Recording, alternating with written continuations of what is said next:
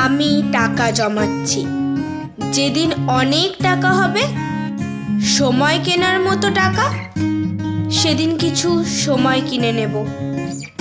যারা প্রতিদিন, প্রতি মাস, প্রতি বছরে বলে যায় খুব ব্যস্ত, একদম সময় পায় না, কাজের চাপে মনে থাকে না, তাদেরকে সে কেনার সময় ধার দেব। সময় কেনা হয়ে গেলে আমি আবারও টাকা জমাবো। এরপর কিনবো অজুহাত। পৃথিবীর সমস্ত অজুহাত কিনে জমা করব। সময়ের অভাবে, অজুহাতের কারণে আর কেউ যেন প্রিয় মানুষদের ভুলে না যায়।